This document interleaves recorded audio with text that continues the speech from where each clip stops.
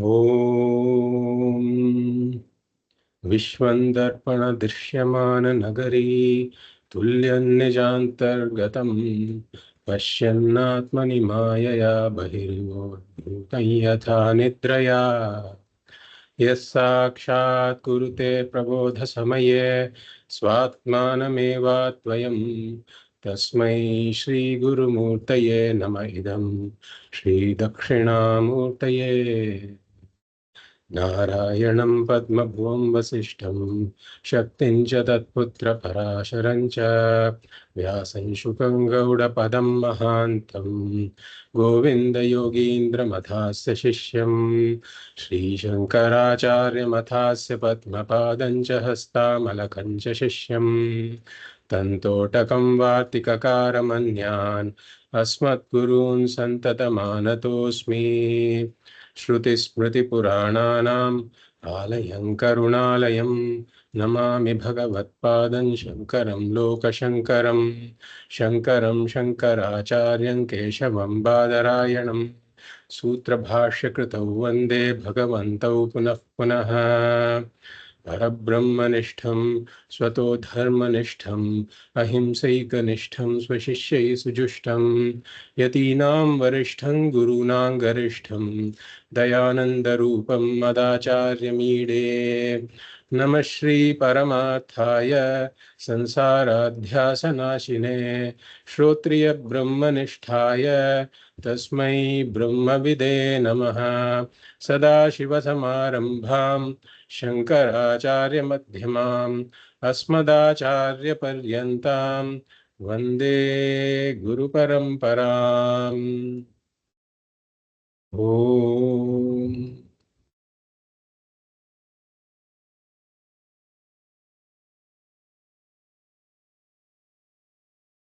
Tapobhihi Kshinapāpānam Shantanam Vitaraginam Mumukshunam Apekshyoyam Atma Bodho Vidhiyate. तपोभिः क्षीणपापानां शान्तानां पीतरागिणां मुमुक्षूणाम् अपेक्ष्योऽयम् आत्मबोधो विधीयते.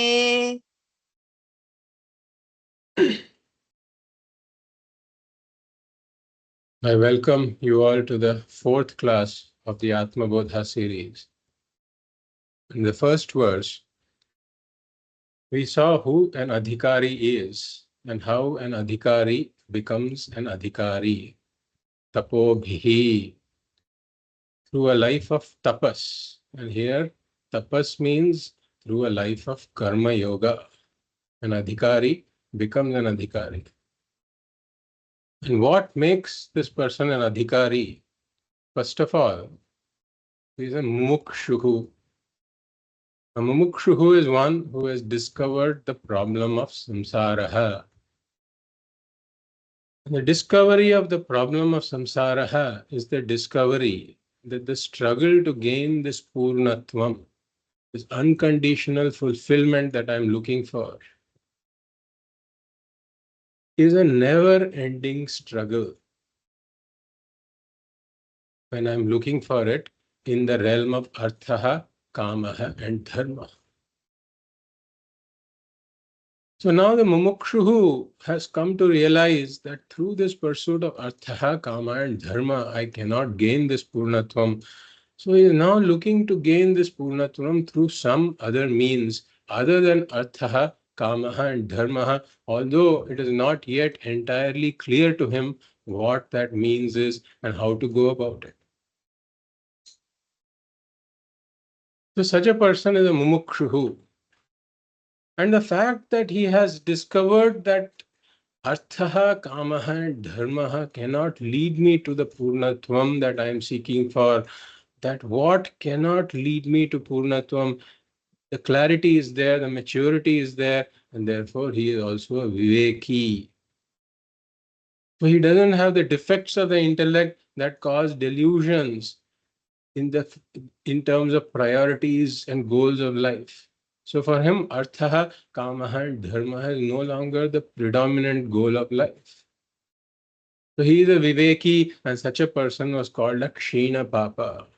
The defects of the intellect that cause delusion in terms of priorities and goals of life are not there for such a person. And then he has deprioritized these pursuits. He is no longer clinging to them, no longer longing for them, no longer depending on them. Therefore, he has also got vairagya. Therefore, he is called a vitaragin. And shantanam. He has got some of these other qualifications like shamaha, damaha, etc. Such a person is an adhikari. Parikshalokan karmachitan brahmanah nirvedam nasti akrita kritena tad vijnanartham sa gurumeva bhigachet. There's the Upanishad. So such a person has examined the goals, the experiences that life brings. Parikshalokan karmachitan, the experiences that can be gained through karma in the field of artha, kama, and dharma. And he has developed a certain dispassion for these pursuits, nirvedam ayat. And he has come to the understanding, nasti, akrita kritena, through these karmas, I cannot obtain the purnatvam that I am looking for. Therefore, Upanishad says, tad vijnanartham sa gurum eva abhikachet. He has to come to a guru to understand, now what next? How do I go about this? So this is where the second verse comes in. Bodhonya sadhanebhyo hi sakshan mokshaika sadhanam akasya vannivat jnanam vina moksho na siddhyate. It very clearly says in black and white that moksha cannot be obtained without jnanam. So why is it saying so? Because in the vision of Vedanta, moksha comes under the category of already accomplished. It is the accomplishing of the already accomplished, as opposed to accomplishing of the unaccomplished. So artha, kamaha, and dharmaha all come under accomplishing the unaccomplished. Apraptasya praptihi. I don't have artha, I have to do something to gain it. I don't have kamaha, I have to do something to gain it. I don't have punya, dharma, I have to do something to gain it. Then moksha doesn't come under such an accomplishment. Because in the vision of Vedanta, you are already purnaha. You are already full, complete, limitless. But one is thinking that I am not purnaha.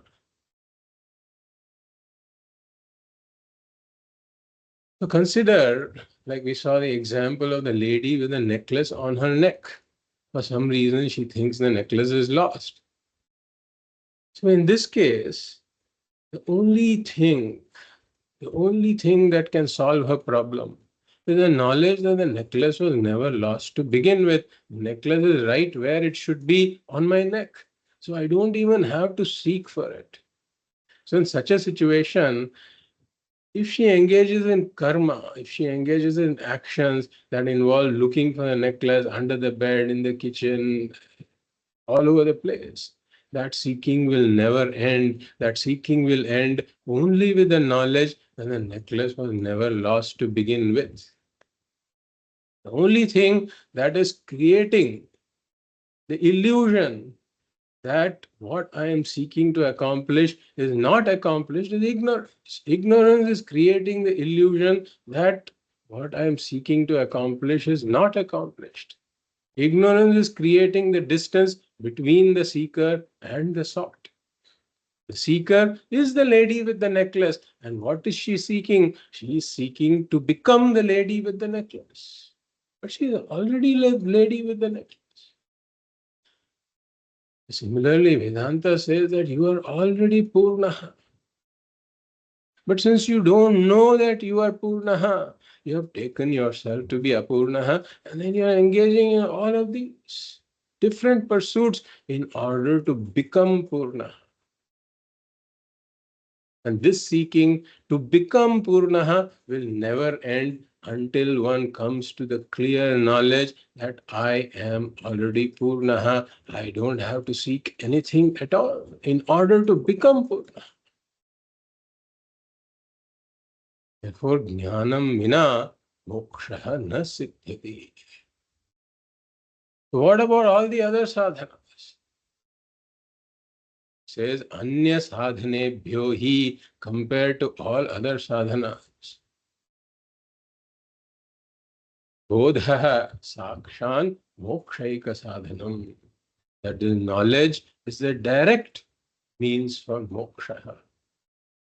And what are all the other sadhanas? Japa, pranayama, or parayanam, or pilgrimage, or puja, yajna, danam, tapaha. What about all of these? They are all the indirect means. They have a role to play, but finally, what accomplishes the already accomplished is jnanam, and jnanam only. And he gives the example of pakasya vannivat, exactly like in case of cooking. The vessel is required, but the vessel doesn't cook. The water is required, but the water doesn't cook. The stove is required, but the stove itself doesn't cook. The cylinder, the gas cylinder is required, but the gas cylinder doesn't cook. The gas is also required, the gas doesn't cook. And what is it that cooks? It's the fire. Without the fire, you may have all of this, but the cooking will never happen. We saw the story of the girl who did all of this exactly like her mother told her to. Take the vessel, put the rice, put the proportionate quantity of water, put it in the cooker, put some water in the cooker, close the cooker, put the weight, place the cooker on the stove. She did all of this. She forgot to turn on the stove. So the cooking never happened. We say that a lot of sadhakas are exactly doing what this girl has been doing, or this girl did. They have all the sadhanas in place, puja, japa, parayanam, pilgrimage, whatever. Everything is there. The equivalent of the fire, the jnanam, the sadhana, in order to bring about the jnanam, which is Vedanta, Shravana, Manana, Nididhyasanam, is not there. Therefore, they just continue in samsara, thinking that I have to accomplish something, I have to accomplish something.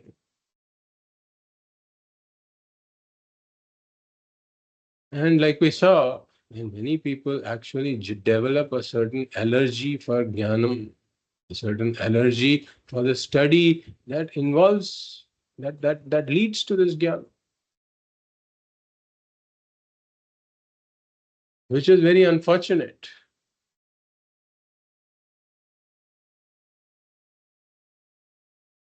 And if we see, this is why Bhagavad Pada is making it very clear here that jnanam vina moksha na siddhyati. Therefore, you have to come to jnana. And for that jnanam, you have to come to this study. And in fact, this coming to the study itself is a kind of a chicken and egg problem. One understands the importance of study only if one does some study. Like we are seeing here, Atma Bodha, verse number 2, is talking about the necessity of jnana. And that implies the necessity of study. So we know about the necessity of jnanam and study only by coming to the study. And then if one has a certain allergy, a certain aversion to study, then one will never come to the study also. Unless, of course, what we say, is that, of course, the life of karma yoga, etc., it generates a certain punyam. And then eventually, one hopes that the punyam fructifies into the mind that has these shina papa that we talked about, where the defects of the intellect go away. And then one starts to see the limitations of such pursuits. And then one finally comes to the study. One becomes a mumukshu, and the mumukshu also needs a proper direction from a proper guru in order to come to the study. Because there are many mumukshus who have now developed a dispassion for artha, kama, and dharma. But they may be trying all other means to gain moksha, but they still may not come to the study. Therefore, coming to the right path in spirituality requires a certain special punya. That's all we can say about this. So the second shloka emphasizes on the necessity of jnanam, the indispensability of knowledge. As Swamiji puts it, Swamiji says, moksha eka sadhana sadhyam. Meaning moksha has a goal, all right. It is a goal, it is a sadhyam. But it is eka sadhana sadhyam, meaning it's a goal that is accomplished only through one means, and that means is jnanam. So now we'll come to the second verse that continues, the third verse that continues on a similar theme, except that it talks about karma. So I'll read that. Avirodhitaya karma अविरोधितया कर्म na vidyam vinivartayet न विद्यां विनिवर्तयेत् vidya vidyam nihantyeva विद्या विद्यां निहन्त्येव tejastimirasanghvat. तेजस्तिमिरसङ्घवत्. So here one may raise an objection. And why are you insisting on Vedantic study? Perhaps karmas, through some special, very, very special karmas that have some special capability. Perhaps they can also remove this ajnanam that you're talking about. So here we'll quickly refer to the tika. So if we see the tika, the Atma Bodha tika, which is in the same folder, then there, if we look at the the tika on the third verse, and there Padmapadacharya says, Nanu karmanam vichitra shaktitvat karmaiva kinchit ajnanam nashayishyati kim atmajnanena iti ashankya karma ajnanayoho virodha bhavat na evam ityaha. So someone may raise an objection. Nanu means an objection. Karmanam vichitra shaktitvat. Maybe there is some vichitra shakti, meaning some special power in the karma. Karmanam vichitra shaktitvat. Karmaiva kinchit ajnanam nashayishyati. Perhaps karma by itself can remove this ajnanam. Kim atma jnanena. Why are you insisting that it has only to be attained through atma jnanam? Iti ashankya. So such a doubt one may raise. So here we say that Bhagavad-pada says. So the objectionist may ask that aren't you being somewhat fanatic here? Because you're saying this is the only means. Jnanam is the only means. So Bhagavad-pada says that this is not my fanaticism. This is not my fanaticism. There is no choice in this matter. Because it's based on a universal law that ignorance goes only with knowledge and knowledge alone. For example, let us take the equation. It says -1 plus x equals 0. -1 plus x equals 0. So what number needs to be added to -1 in order to get a 0? So if I say the answer is +1 and +1 only, is it fanaticism? For example, somebody may say that why not accommodate other views also in this matter? For example, let us say that 2 can also be an answer, or 1 million can also be an answer for this. So we say that this is based on a mathematical law. There is only one answer. We can accommodate all kinds of people. We don't have a problem accommodating people at all. But we cannot accommodate all ideas in this matter. In this matter, the answer is +1 and +1 only. So similarly, there is a law that ignorance of anything goes with that knowledge of that particular thing only and by no other means. This is not fanaticism, but it is a fact. So therefore, Bhagavad says here, karma na avidyam vinivartayet. No matter what the karma is, you may be doing a very, very elaborate ritual, whatever you do, karma na avidyam vinivartayet. Karma can never destroy ignorance. When we say karma, we are referring to kaika karma, vāchika karma, manasa karma. So kaika karma means karmas that involve the body, like puja or pradakshina, etc. Vāchika karma means parayanam, mantra japam, loud mantra japam, etc. will come under vāchika karma. Or manasa karma means various kinds of upasanas that one engages in. So very subtle mental actions. They are also mental karma only. Upasana is nothing but mental karma, manasika karma. So none of these karmas can remove ignorance. And Bhagavad Pada also gives a reason, avirodhitaya. Avirodhitaya. So virodha means opposed.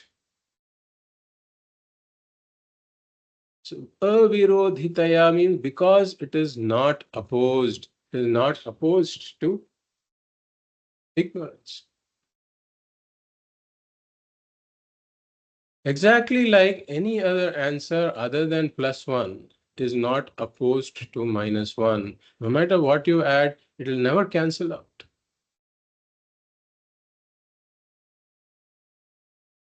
So what is the reason? Why do we say that karma is not opposed to ignorance? We say the answer is that karma is born out of that ignorance. Karma is a product of ignorance. How is this the case? How is karma a product of ignorance? So you see the sequence of questions here, right?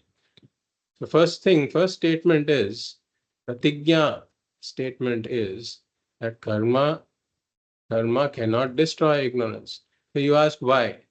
Bhagavad Pada says, avirodhitaya, karma is not opposed to ignorance. The next question is, why is karma not opposed to ignorance? The answer for it is that karma is a product of ignorance. Next question is, why is karma considered to be a product of ignorance? So let us go back to our favorite example of the roped snake. So here, I don't see the rope as a rope. There is rope ignorance. Ajnanam is there. And as we said, that samanya jnanam is there, meaning there is something here that samanya jnanam is there. But the Vishesha Jnanam that this is a rope is not there. So as we have said, when Samanya Jnanam is there, but the Vishesha Jnanam is not there, then it is invariably followed by a mistake. The mistake is, I say this is a snake. This is called adhyasa or superimposition or a mistake. So rope ignorance, Vishesha Jnanam that this is a rope is not there. Rope ignorance is there. Ajnanam is there. Ajnanam is followed by adhyasa, superimposition, mistake, that this is a snake. Then actions or karmas follow based on the superimposition. Having seen the snake, certain actions arise out of my seeing the snake, like screaming, beating it, running away from. All of these actions are arising from my vision of the snake.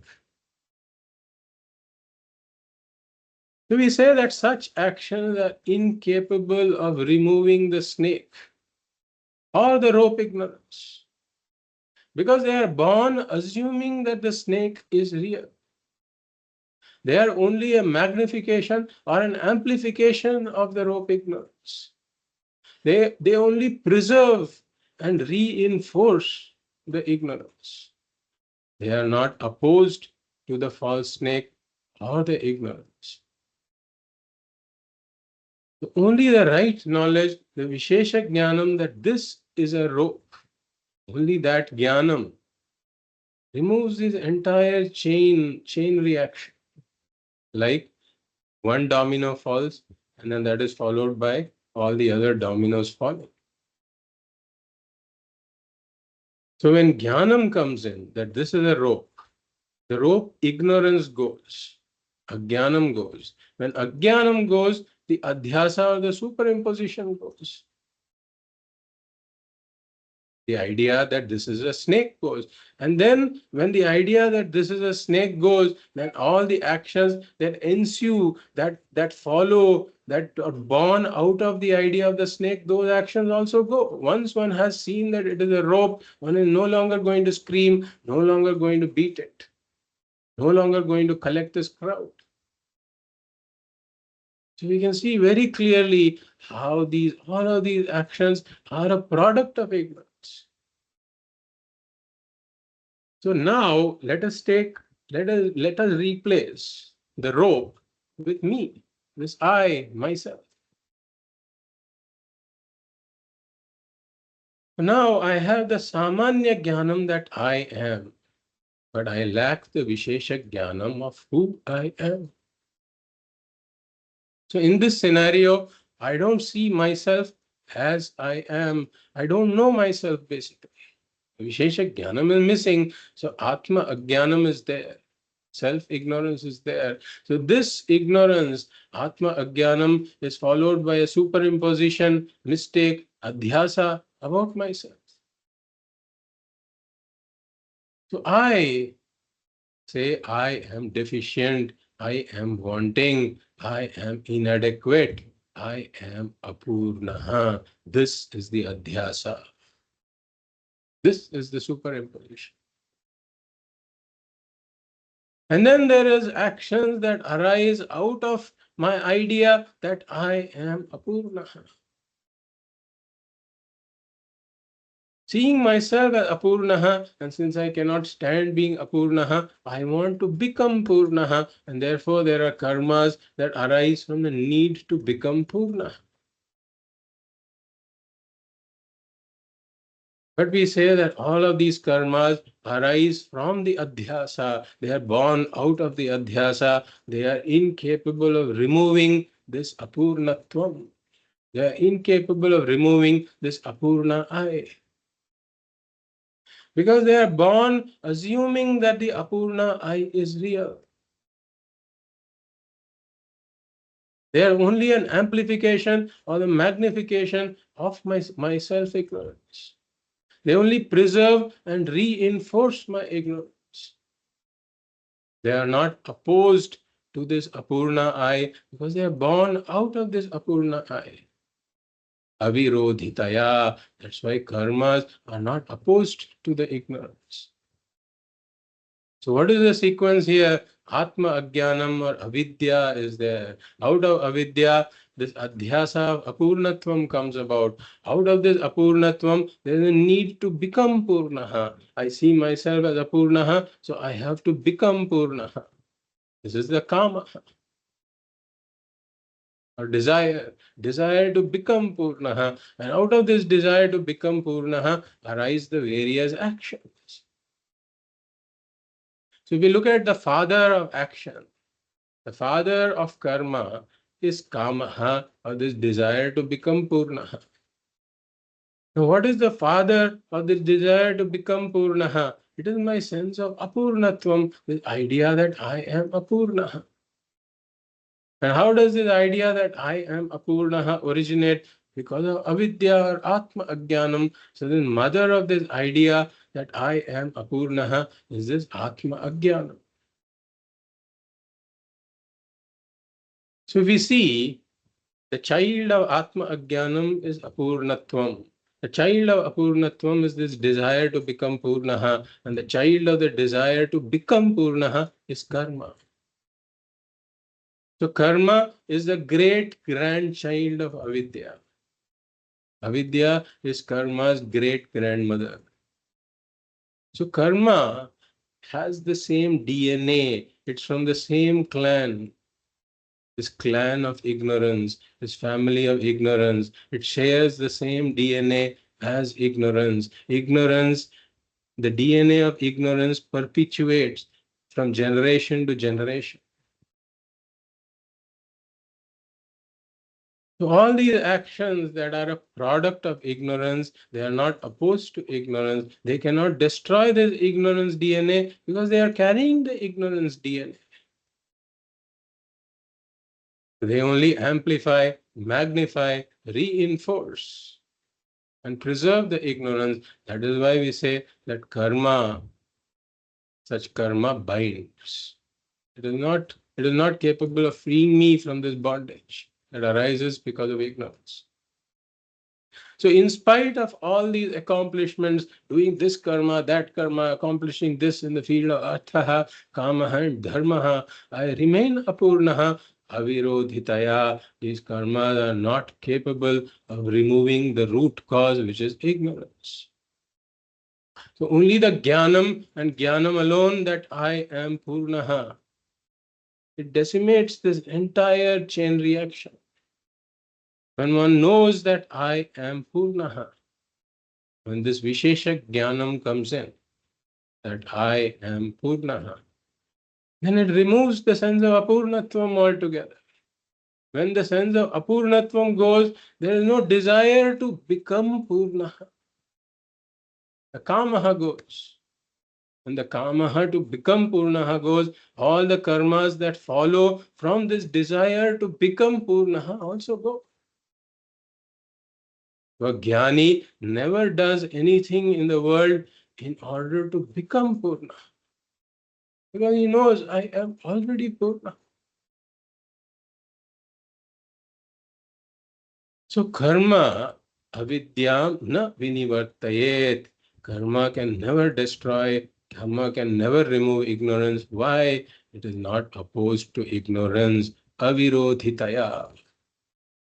And what is it that removes ignorance? Bhagavad Pada says, Vidya eva avidyam nihanti.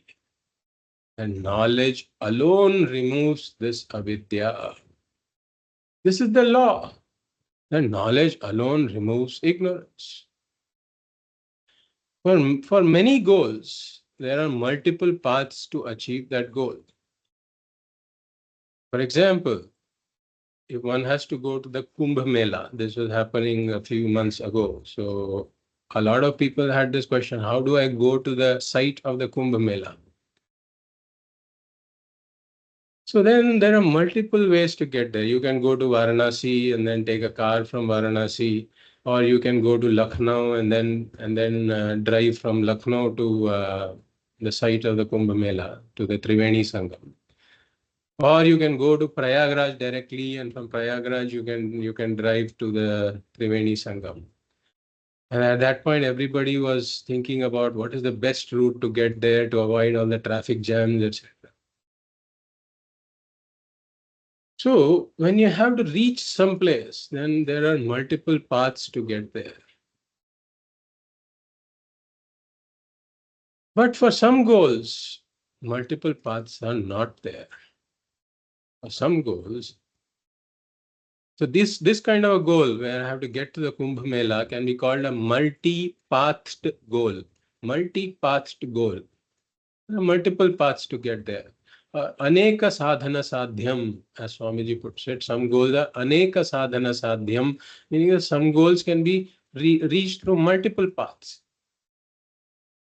But for some goals, there is only one path to get there. Like we said, okay, if your goal is to add something to the -1 and cancel it out so that the result is 0, how many paths are there for this?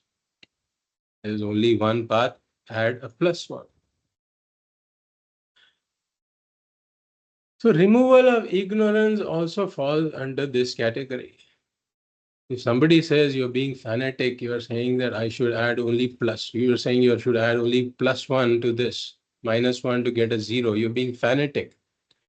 And in such context, Pujya Swamiji says, I'd rather be a fanatic than a lunatic. So in such situation, I'd rather be a fanatic. It's all right. I prefer to be a fanatic. So some goals only have one path to achieve that goal. Like the lady with a necklace. How many ways can she find her necklace is already on her neck?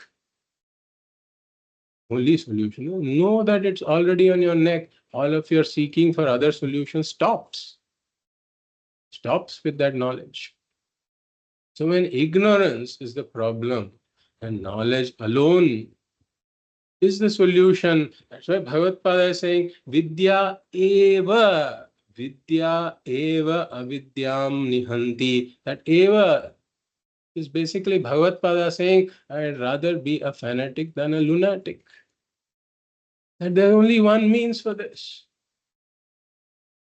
Vidya eva avidyam hanti. So Bhagavad Pada here gives another example of a single pathed goal. Tejas timira sanghavat. Tejas timira sanghavat. Meaning that if I am in a dark room and I have to remove this darkness, then how many ways are there to remove this darkness? Let's say somebody says, I'll catch hold of this darkness and drag it out of the room. Or there's somebody else who comes up with the proposal that let's all do Shirshasana in the dark room and the darkness will go. Or let's all do Sandhya Vandanam in the dark room. Whatever you do, the darkness will not go by any other means other than bringing the light in. The moment the light comes in, the darkness goes. So there is no other way. So Tejas Timira Sanghavat, exactly like bringing in light is the only way to remove darkness. Similarly, the only way to remove ignorance is through knowledge and knowledge alone. So this is the third verse. Summary is knowledge that karma can never destroy ignorance. Because karma is not opposed to ignorance. Karma is a product of ignorance. Karma is a great grandchild of ignorance. It shares the same DNA as ignorance. Therefore, it cannot remove ignorance. And knowledge alone destroys ignorance like light destroys darkness. So let's come to the fourth verse now. Parichinna iva jnanat Parichinna iva jnanat तन्नाशे सति केवलः तन्नाशे सति केवलः स्वयं प्रकाशते ह्यात्मा स्वयं प्रकाशते हि आत्मा मेघापायेषुमानिव मेघापायेषुमानिव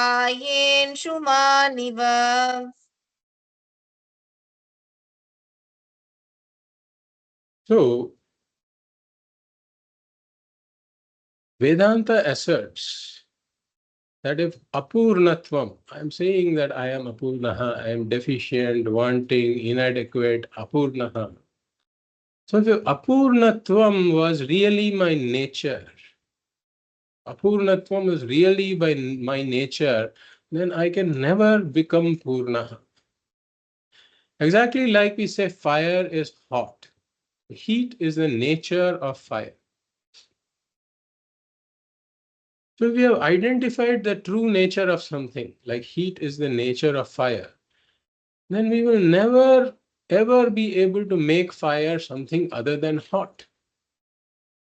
Or sweetness is the nature of sugar. Since sweetness is the nature of sugar, we cannot even think of sugar being something other than sweet. So the nature of something by definition, the swarupa of something is that which cannot be changed.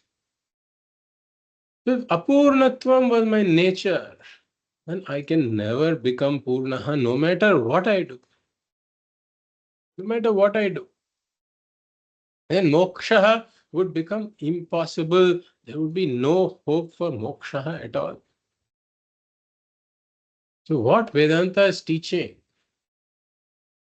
is that, thankfully, this apurṇatvam is not my nature. You can gain purnatvam. There is hope. Why is that? How is there hope? Because I am saying I am apurnaha. You're saying there is hope for me to become purnaha. Why is there hope? Because this apurṇatvam is not my nature. It is an adhyasa. It is a superimposition. Vedanta points out that purnatvam is my nature, that I am really purnaha. And because of ignorance, this idea of apurṇatvam arises. So thankfully, this apurṇatvam is a notion. It is not a fact. That's why here in this verse, Bhagavad-pada says, parichinna iva ajnanat. So parichinnaha means one is limited. I, Atma parichinnaha iva. Atma, I say, is parichinnaha. Means Atma, I say, is deficient, wanting, inadequate, apurnaha. I say I am deficient, wanting, inadequate, apurnaha. When I say I am really referring to the Atma. So parichinnaha iva, Atma parichinnaha iva. So this I appears to be limited, appears to be apurnaha. The word iva means it appears to be apurnaha, as though limited. So this sense of limitation is not a fact, it is a notion. And thank God that it's a notion. Because if it was a fact, then moksha would become impossible. All the sadhanas would become useless. Vedas would become useless. Because no matter what you do, you will never gain purnatvam if it was a fact, if it was my nature. Thankfully, it is not my nature.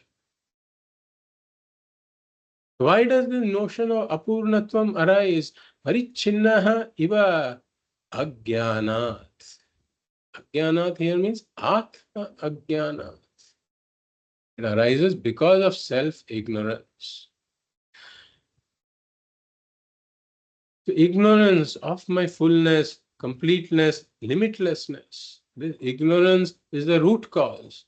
And this alone progresses to this adhyasa of my apurnatvam. And this alone causes me to engage in all these karmas to become purnaha. But these karmas are all avirodhi. They can never remove my sense of apurnatvam. So this sense of apurnatvam continues. This is what we are calling samsara, the sense of apurṇatvam, this being deficient, wanting, inadequate, continuous, no matter what I do in this world. That all because of this Atma Ajnanam. So because of my ignorance that I am Purnaha, I am limitless, full and complete. Because of ignorance, I take myself to be the limited body and the mind. And then I'm engaging in all of these karmas in order to become Purna. And I'm suffering, struggling in samsara. So there is exactly like in dream. In dream, I'm not aware of the fact that I am really the waker. This waker ajnanam is there in dream. What happens because the waker ajnanam is there? I identify myself with the dream body and the dream mind in this dream world. And then I am struggling in the dream world. So all of these dream problems in the dream world are because of my ignorance that I am really the waker. So parichinnaha iva ajnanat. And tannashe sati kevalaha. So when this ignorance is destroyed, means when I wake up from the dream, I find that this dream was my own projection.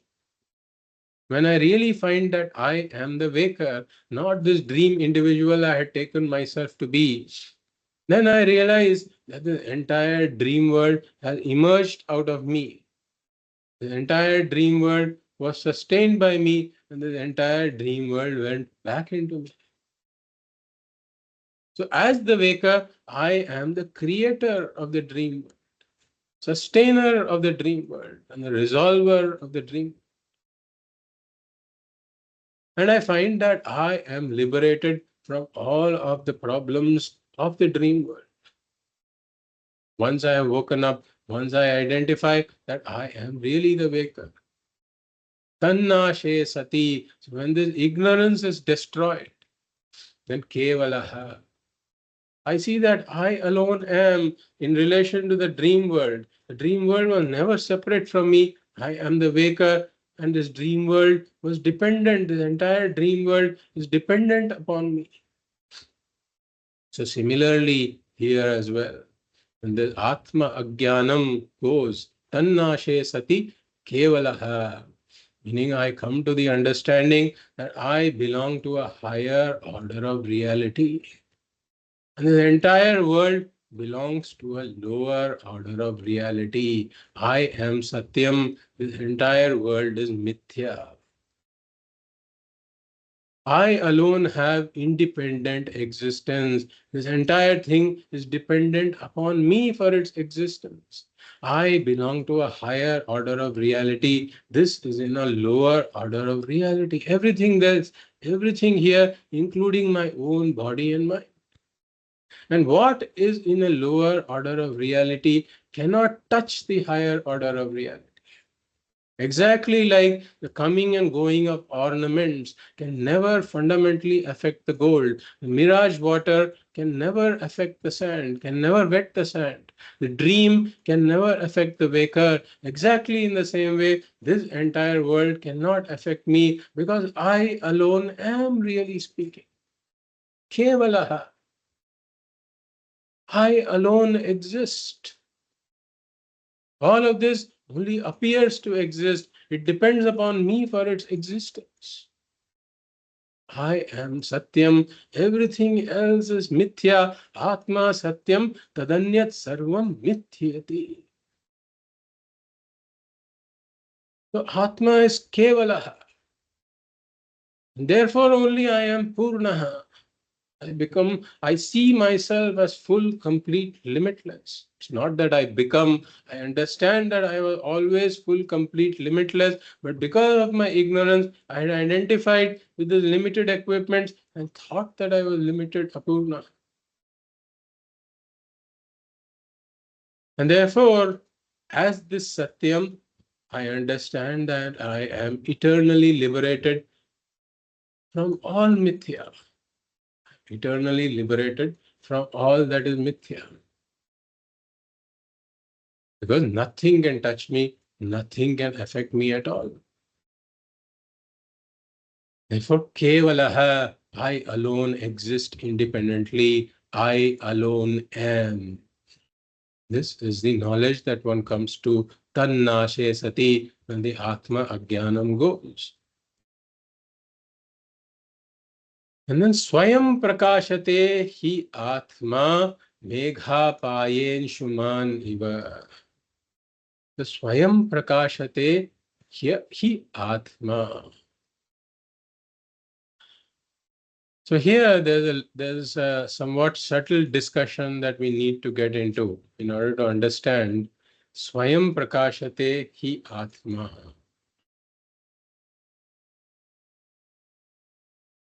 So the first thing is Atma.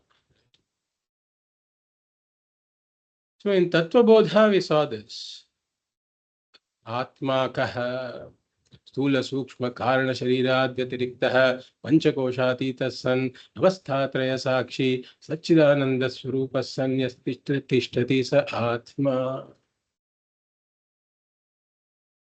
So Atma is other than Sthula Sukshma Karana. Sthula Sukshma Karana Sharirat Vyatiriktah is not this gross body, it is not this subtle body, it is not even this causal body, Karana Sharir. Sthula Sukshma Karana Sharirat Vyatiriktah Panchakoshatita San. It is other than the five koshas. Annamaya, Pranamaya, Manomaya, Vijnanamaya, Anandamaya. Like we said, the majority of this definition were all negation, negation, negation. Why? Because these are the areas where I have confusion, confusion, confusion. So, Stula Sukshma Karana Sharirat Vyatiriktah Panchakoshatita San Avastha Traya Sakshi. Not the waker, not this dreamer, not even the sleeper, but it is the witness of all the three states of experience. Avastha Traya Sakshi. And it is of the nature of Sat Chit Ananda. Sat means that which is of the nature of existence. Chit means of the nature of consciousness. And Ananda means it is full, limitless, and complete. This is the Atma. And this is what I really am. So here we will just take the Chit Swarupa, meaning it's of the nature of consciousness.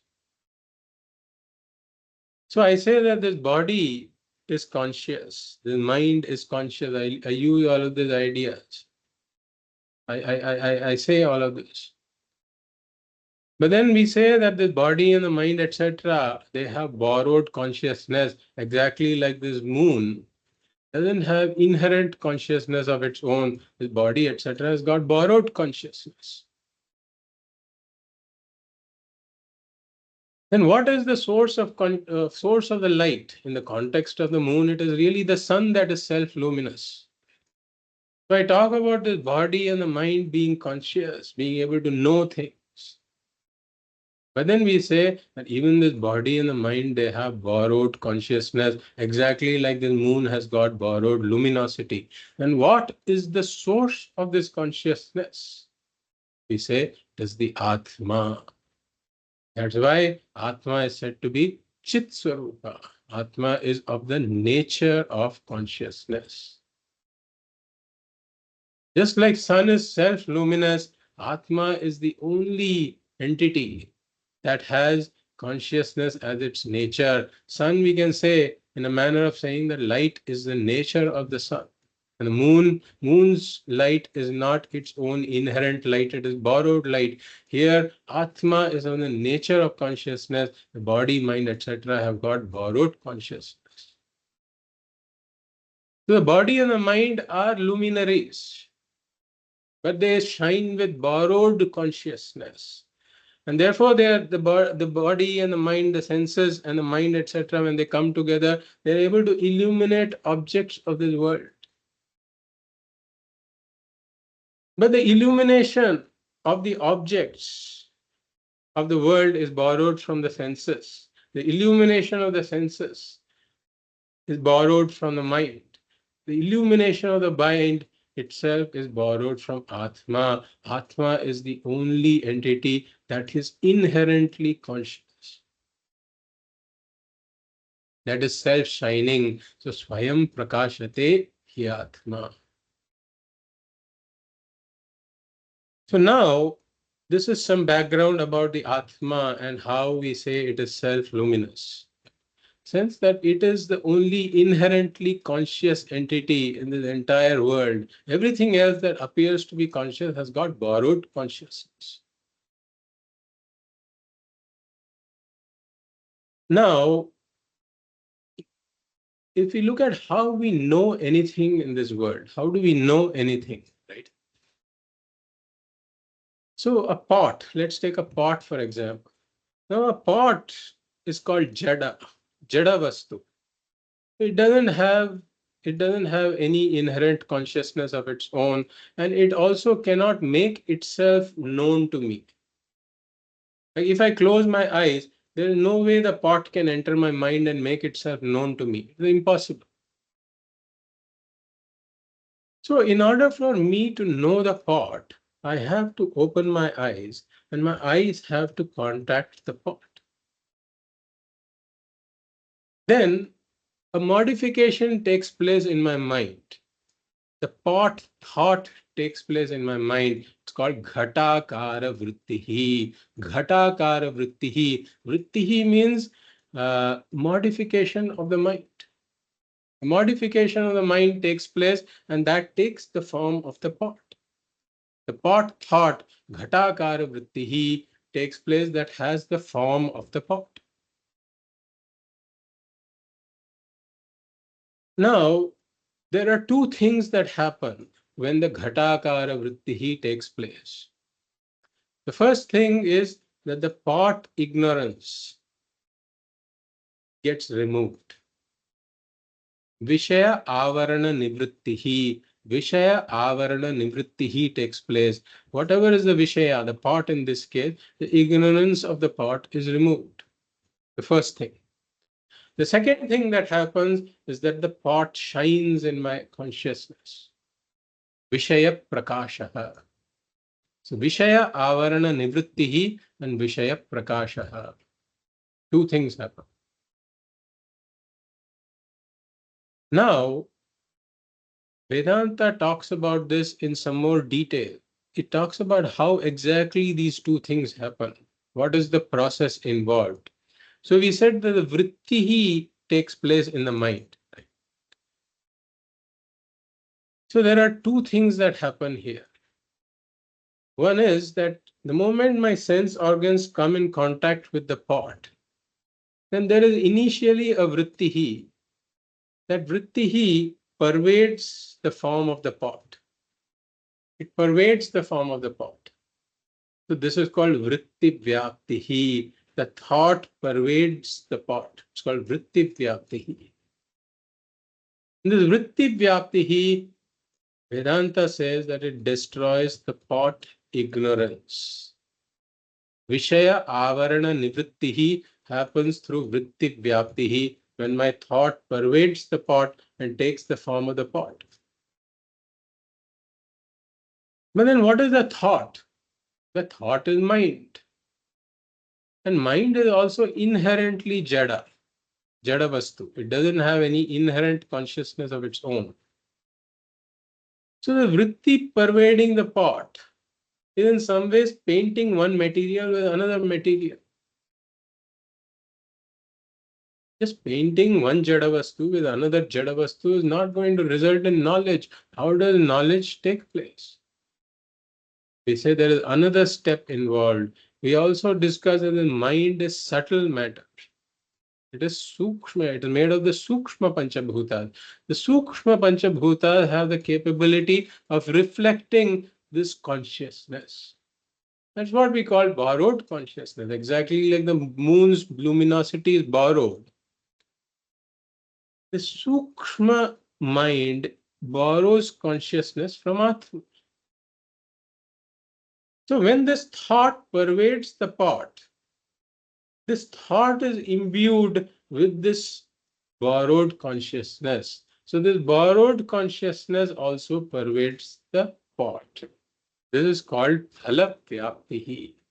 So first the thought pervades the pot. This is called vṛtti vyāpti. But along with the vṛtti, the borrowed consciousness also pervades the pot. This is called Phala vyāpti. And this borrowed consciousness that pervades the pot is what makes the pot shine in my consciousness. This is how a jada vastu shines in my consciousness. Vishaya prakasha happens due to phala vyāpti, where the borrowed consciousness pervades the pot. Consciousness is the only self-shining entity in this world. Swayam prakasha. So now, this is how any object, general object, is known. There are two steps. The ignorance has to go and the object has to shine in my awareness. Vṛtti vyāpti and phala vyāpti. Now, how is the Atma, when it comes to Atma Jnanam, what happens? Right. So we say that for Atma Jnanam also, a thought is needed. A thought is needed.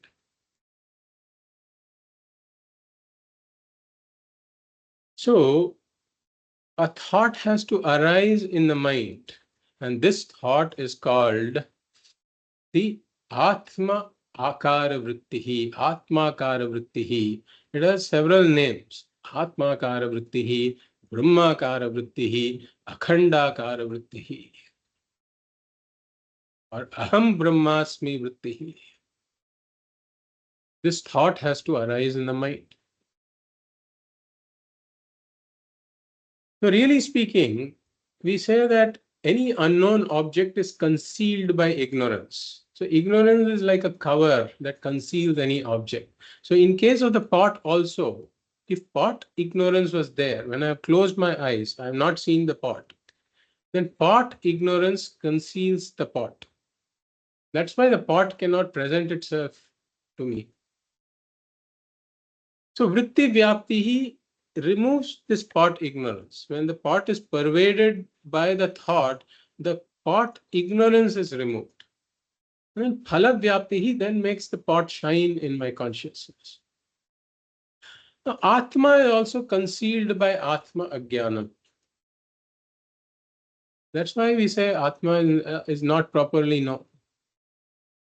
The Vishesha Ajnanam is there, even though Samanya Jnanam is there. So now a modification of the mind has to arise in the form of this Atma Akara Vṛttihi, Brahma Akara Vṛttihi, Aham Brahmasmi Vṛttihi. This modification has to arise in the mind. So this modification of the mind, it clearly destroys the Atma Ajnanam. This modification of the mind, this vṛtti that takes place in the mind, destroys this Ajnanam that conceals the Atma. It removes this concealment. It destroys the Atma Ajnanam. But does it also do the Vishaya Prakasha is the question. Does this thought also illumine the Atma is the question. Right? So we say that this vṛtti removes the Ajnanam. The vṛtti vyāpti is required. Even for the Atma Akara Vṛttihi, the vṛtti vyāpti is required that removes the Atma Ajnanam. But we say this Vishaya Prakasha step is not required. Because Atma is Swayam Prakashate Hyatma. Atma is self-shining. In fact, this vṛtti itself has borrowed this consciousness from Atma. So this consciousness, borrowed consciousness, is not required to illumine the Atma. Exactly like if I have a mirror, for example. If I am holding a mirror, there's a dark room, and then there is a window, and then the sun is outside. There is no source of light in the dark room. So then I place a mirror near the window, and that mirror reflects the sunlight and then directs a patch of light inside the room. So I can move the mirror around and I can illumine various things in the dark room. Right? So when the light of the mirror falls on that object and then makes that object shine, that is like vṛtti vyāpti and phala vyāpti. So this mirror can be used to illumine the objects in the dark room with the light of the sun. But then assume that I am now directing the mirror itself towards the sun. The mirror is shining with the sunlight. But then is this reflected light really necessary to illumine the sun? That would be ridiculous to say that I have to use this reflected light from the sun to illumine the sun. Reflected light itself is a small portion, a minuscule portion of the sunlight, the all-pervading sunlight. So in a similar way, we say that this Atma kara vṛttihi, aham brahmasmi vṛttihi that arises in the mind, it only has one function, to destroy this ignorance of the Atma. It removes the concealment of the Atma ajnanam, but it has no function in terms of illuminating the Atma itself, because that vṛtti itself is shining with the light of the Atma only. So Atma is Swayam Prakashaha, Swayam Prakashate Hyatma. Atma is self-shining, Atma is self-evident. We can take another example here, a slight variation of this example that we discussed about the mirror and the dark room. So assume that I have a torchlight I'm taking in a dark room, but everything in the dark room is covered with a cloth. Everything in the dark room is covered with its own cloth. There is a cloth covering every object. So now, if I shine the torch, before I shine the torch, I have to remove that cloth and then I shine the torch. Right? Then the object is illuminated. So I have to do this for every object. I remove the cloth and then I shine the torch. Remove the cloth, shine the torch. This is vṛtti vyāpti and phala vyāpti. But now consider an object like a lamp. Now there's a lamp in the dark room that is covered with a cloth. So now I remove the cloth. So the cloth is removed. But now I don't have to shine the torch on the lamp. The lamp is self-shining. So just the removal of the cloth is enough. So we say similarly, this Atma kara vṛttihi tannashe sati, and the ignorance is removed. This Atma kara vṛttihi does one function, it removes the ignorance. The ignorance is removed, there's no need to illuminate the Atma. The Atma is self-shining. Atma is self-evident. Swayam prakashate hyatma. And there is another way to look at this also, that in order to know the pot, etc., I use my senses to know that the pot is there. But to know I am there, to know that I am, I don't have to use my senses. For example, let's say we are sitting in a dark room, in a pitch dark room, and I cannot see my body, etc. I cannot see anything. And then somebody asks me the question, are you there? So at that point, I don't say that I'll consult my wife and I will tell you whether I am there or not. I spontaneously answer the question, yes, I'm there.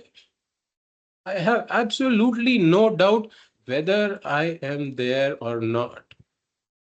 So, whether Atma is there or not, Atma means what? It is the I. Whether I am there or not, I have absolutely no doubt about it. I'm very, very clear that I am there. I don't have to use my senses or a microscope or a telescope to know that I am. In fact, I am the one that uses all the means of knowledge.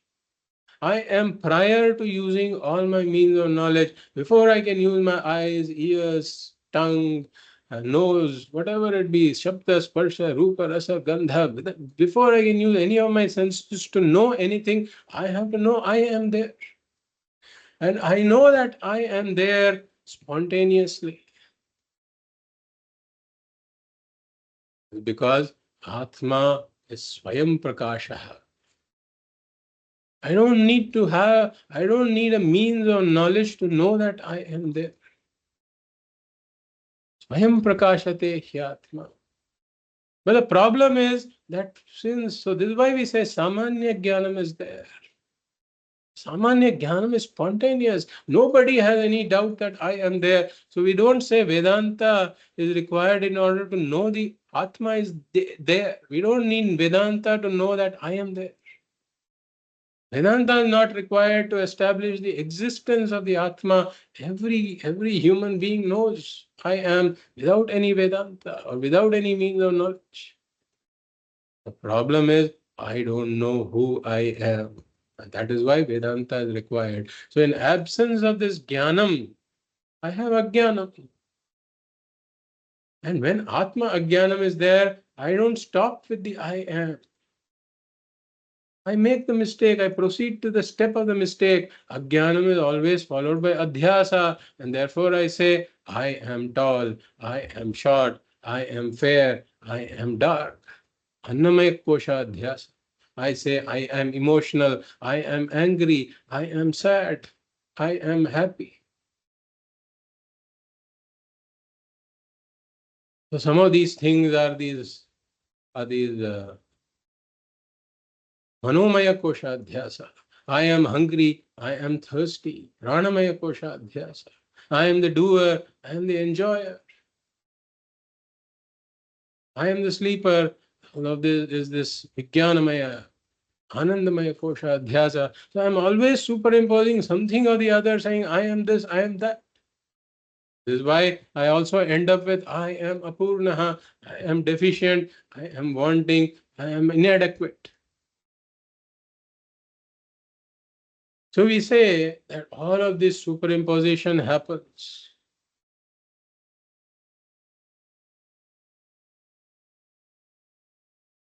And therefore, there are some people who say, so in this presence, when Ajnanam is there, all of the superimpositions are inevitable. So because Atma is Swayam Prakasha, there are some people who will say, okay, then all you need to do is just go to Samadhi Avastha. Let me get out of this, all of these adhyasa, all of these superimpositions. Let me get out of it. Let me transcend my body. Let me transcend my mind. Let me transcend all the koshas and just go to Samadhi Avastha. And there, Atma is Swayam Prakasha, so Atma will shine by itself. That's all we need to do. So we say that doesn't work. This is because surely in Samadhi, all of these are transcended. All of these limitations, they are forgotten for the time being. That's all right. In Samadhi, one will not feel apurnaha at all. But we say that the Ajnanam has not been destroyed. When one comes back from Samadhi, then the Ajnanam continues in a dormant form in Samadhi. And then that Ajnanam comes back. And the Ajnanam comes back, the Adhyasa comes back. One will again say, I am Purna. If we take the example of the rope and the snake, then rope ignorance is there because of which I see the snake. So in order to destroy the snake, rope knowledge is required. The rope is not opposed to the snake. The rope is not opposed to the snake. Only rope knowledge is opposed to the snake. That's a very subtle point that we have to know. The rope is not opposed to the snake. If the rope was opposed to the snake, then I should never see a snake. Because the rope would destroy the snake. The rope is very much there. But even though the rope is there, I see the snake. Why do I see the snake? Because rope ajnanam is there. How do I get rid of the rope ajnanam? I need knowledge of the adhishthanam of the superimposition. I need to know what is underneath the snake really. I need knowledge of the rope. Only knowledge of the rope will dismiss the snake. The rope is incapable of dismissing the snake. So we say that Atma happily coexists with Atma Ajnanam. Atma is not opposed to the Atma Ajnanam. A thing in a higher order of reality can never be opposed to a thing in the lower order of reality.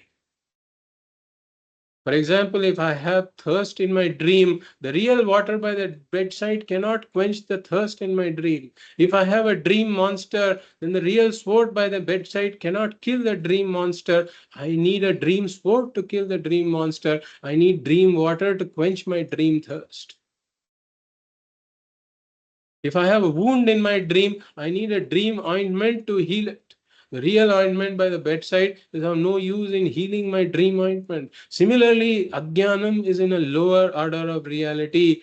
Atma is in a higher order of reality. Atma by itself is not opposed to Ajnanam. Therefore, I need something in the lower order of reality to oppose, to destroy the Ajnanam, and that lower order of reality entity that destroys the Ajnanam is this Atmakara vṛttihi, Brahmakara vṛttihi, Aham Brahmasmi vṛttihi. This vṛttihi arises in my mind and it destroys the Ajnanam. Just like this rope knowledge arises in my mind and destroys the rope ignorance, and with that goes the snake. So when the Atmakara, Brahmakara vṛttihi arises in his mind, it destroys this Atma Ajnanam, and with that goes my sense of apurṇatvam.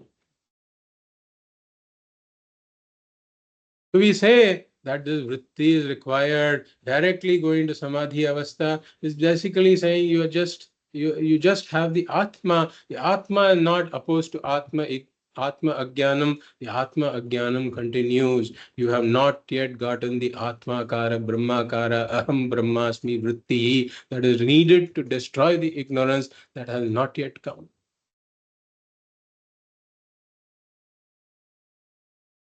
So then, how does that vṛtti come? We say, Vedanta Vakyaihi Satguru Padeshena cha.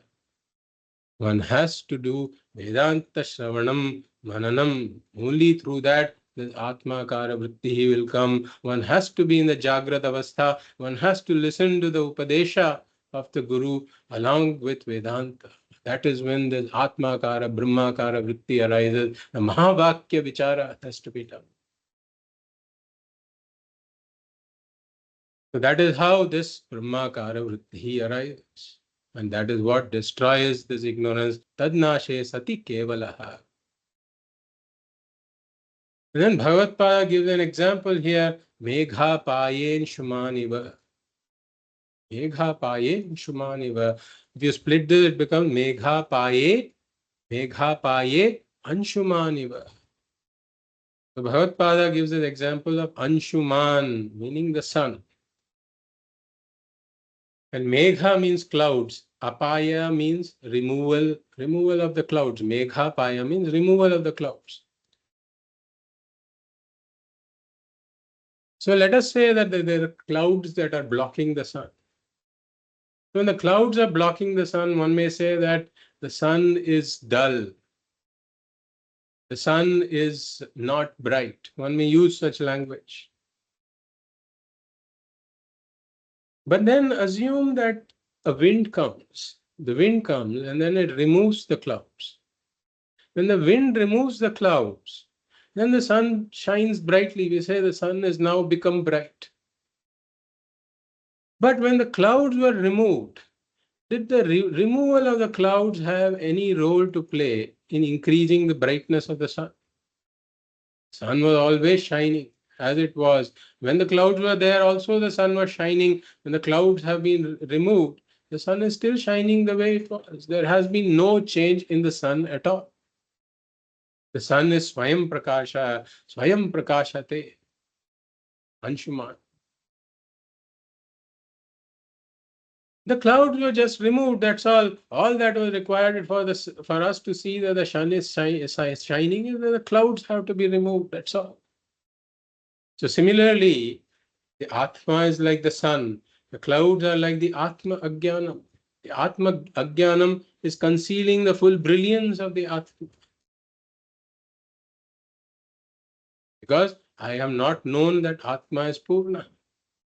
And I have superimposed all kinds of things like I am tall, I am short, I am happy, I am sad, etc. All of these ideas have been superimposed upon the Atma because of Ajnana. Now the wind of the Aham Brahmasmi Vritti comes in. The Aham Brahmasmi Vritti, Atmakara Vritti is like the wind that removes the cloud. The Atmakara Vritti removes the Ajnanam.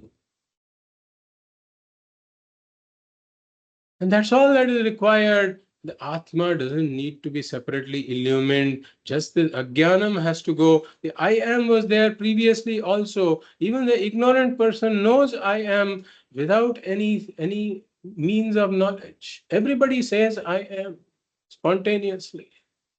The same I am continues, except that once the Atma Kara Vritti has removed the ignorance, all these superimpositions on the Atma go away, and the Atma remains as it really is. Swayam Prakashate Hyatma.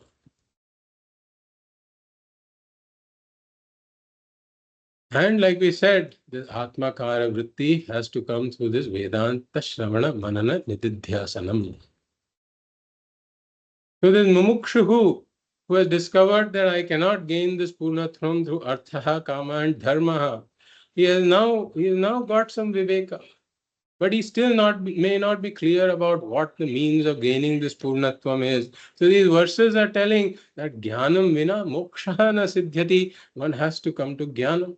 Why? Because moksha is praptasya praptihi, already accomplished. You just don't know that it is accomplished. This is the first thing. So the mumukshu has to get converted into a jigyasuhu. Seeker of moksha must become a seeker of knowledge.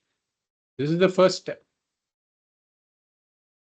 But then the second step, how do I gain the knowledge? There may be a lot of mystical ideas that surround it, like I just need to go to samadhi and somehow I'll gain the knowledge. Say all of that doesn't work. The ajnanam has to be removed. How is the ajnanam removed? Through this atmakara, brahmakara, aham brahmasmi vṛtti he has to come. How does this vṛtti he come? Through Vedanta vichara, Vedanta vakya hi satguru padeshena cha. And therefore, one has to come to Vedanta Shravanam. Therefore, this Mukshuhu has to become a Jigyasuhu. This Jigyasuhu has to become a Shushrushuhu. He has to come to Vedanta Shravanam, Mananam, and Nididhyasanam. This is the progression of the Mumukshuhu. These verses are trying to bring a certain clarity to this Mumukshu who is groping around, telling him what the way forward is. Om Purnamadah Purnamidam Purnat Purnamudachyate Purnasya Purnamadaya Purnameva Vashishyate. Om Shanti Shanti Shanti. Hari Om Shri Gurubhyo Namaha. Hari Om.